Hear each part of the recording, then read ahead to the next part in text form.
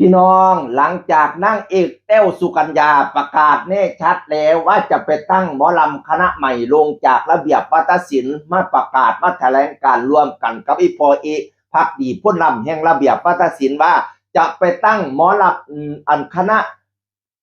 หมอลำเสียงเจ๋วเต้วสุกัญญานางเอกหมอลำเสียงเจ๋วเต้วสุกัญญาในฤดูกาลนี้หน้านี้พี่น้องเอ๋ยโอ้ยแล้วก็เป็นผู้ไปล่ามาบายเนาะแล้วบัดนี้กา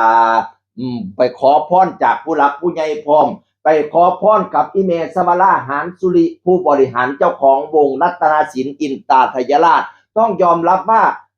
คณะที่เก่าแก่ที่สุดในปัจจุบันนี้คือคณะรัตนศิลป์อินตาทยราชและคนที่เป็นผู้หลักผู้ใหญ่เป็นหัวเรือใหญ่ในวงการหมอลำเรื่องต่อกรที่อาวุโสที่สุดคือคุณแม่ชวราหารสุริและคุณพ่อบุญถือหารสุริพี่น้องผู้บริหารรัตนศิลป์อินตาทยราชโอ้แล้วก็เป็นผู้คนหูผู้ดีเต้วสุกัญญากัน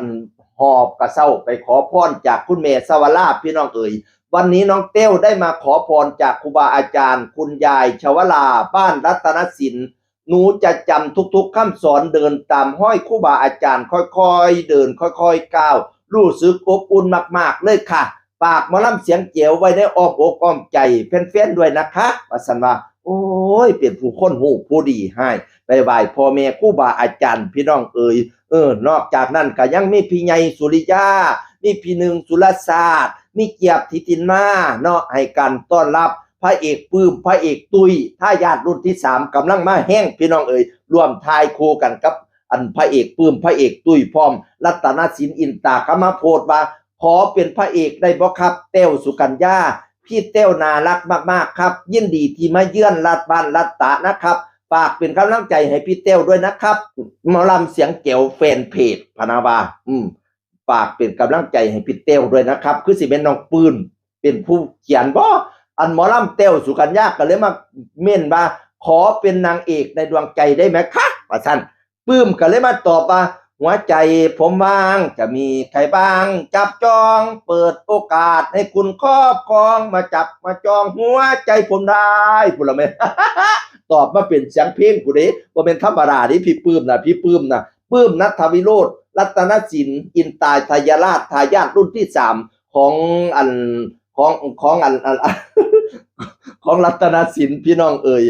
บัดนี้ตุ้ยเขามาเซ่โพดตุ้ยเขามาโพดเอารูปมาโพดว่าเคยเห็นแต่พี่เต้วในโทรทัศน์บัดนี้ได้ถ่ายรูปคู่กับพี่เต้วดีใจมากๆปะนะว่าก็ให้พากันฮงเฮียงเลี้ยงเหลี่ยมเด้อจังซี่ล่ะศิลปินอีสานบ้านเฮาหมอลำบ้านเฮาหมอลำเลี้ยงต่อก่อนเป็นศิลปะหมอลำอีกแขนงหนึ่งที่กำลังปังกำลังดังในขณะนี้พี่น้องเอ๋ยบางยุคบางสมัยเนาะบางสมัยหมอลำก่อนกระดังบางสมัยหมอลำซิ่งกระดัง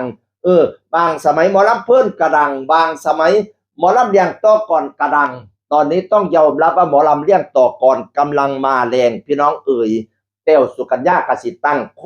วงใหม่ไปขอพรจากอีเมสวราไก่หุงเฮี้ยงเลี้ยงเหลี่ยมเด้ออีหล่าเอ้ยเงินคำเกลไหลมากปานน้ำแกงไปแสดงทั้งใดแท้คนแตกจนล้นอังสนามเงินกันไหลมาเทมางานกันไหลมาเทมาตอนนี้ขนาดบ่ท่านเห็นตัวนักแสดงบ่ท่านเห็นเวทีบ่ท่านเห็นภาษาเว้าพื้นแอดมินไปเซ็นสัญญาจนว่ามือสิเป็นว่อแล้วพี่น้องเอ่ยบ้านนั่นขจองมือนั่นบ้านนั่นขจองมือนี่โอดโพดเด้อนางเอกหมอลำเสียงแจ๋วเต้วสุกัญญาพี่น้องเอ่ย ไก่หุงเฮี้ยงเลี้ยงเหลี่ยมเด้อข้าเจ้าสิเปิดออดิชั่นกันดิไปเซิ้นเอานกพงศกรไปเซิ้นเอาหมอลำขวัญใจแฟนแม่นจักรพันธ์มาเป็นกรรมการในการออดิชั่นพี่น้องเอ่ย